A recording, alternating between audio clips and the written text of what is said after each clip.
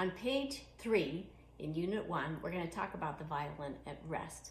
Now, the reason it is a topic is because there's been many violins roll over, hit the floor, or violas, or cellos, or basses, and they're never the same again. It's just thin wood, very thin. So it's easy to break one. And there's some parts of the instrument that are very fragile, especially where there's enormous pressure from the strings pulling down on the bridge through the sound post. You can see a little sound post in there. Let me turn this. See that little stick? It's the sound post. It's pushing on the back and the top to help keep the top from collapsing. Also to make the sound of the vibrations of the front and back work together. So there's enormous pressure from the end pin, your peg that's pulling your tailpiece has got the strings. The strings are tight. They're pulling, and it's all held up by this little teeny tiny nut at the very bottom and your bridge, and that is connected here because nothing else touches. So the only place that's going to touch is your fingerboard here, touches the string, your bridge, your tailpiece, and then the strings are held together by this wrap here. So what that means is the front and back are fragile, and so are the sides, the ribs. So at rest means this is a way that violinists over 400 years have been able to get through doorways, down the hall, get to their stand and their places without having their violin either fall out unexpectedly or get knocked out of their hands or to roll over on the front. So you really don't want this part of your instrument to be hitting the floor or a couch or the table.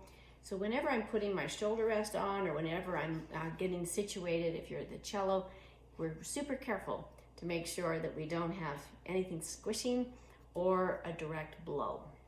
So if I put it under my arm and I'm not squeezing it like this, instead it's hooked on this hand here.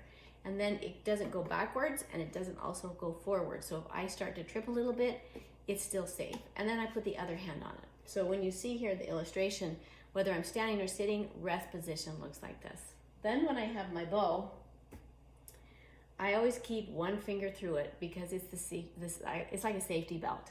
So if I keep one finger through it, and when I stand, it's the same thing. I keep one hand here, my bow is through a finger or two fingers. I'm not ever just pinching it. There's a lot of easy ways that it could drop. And then I'm also, if it's hanging down straight, when I go through a doorway, because if I'm walking with my bow like this, and the tip is out, and I go through a doorway, or if my ceiling's not very high, and I'm swinging it around, whack, the tip is gone, and the value of the bow is sometimes can't be saved, and then other times an expensive bow is not expensive anymore, and it loses, anyway, just be very careful. The tips, the frogs, and the instrument all need a lot of thoughtful care.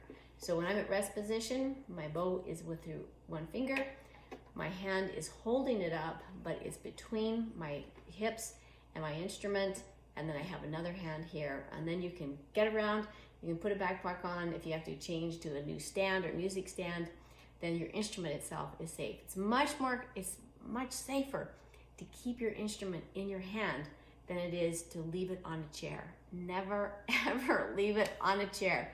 That is a disaster waiting to happen because chairs get bumped and moved and somebody just is walking around and then crash. So I think every professional violinist or instrumentalist has seen a violin crash to the floor unexpectedly because it was left on the surface.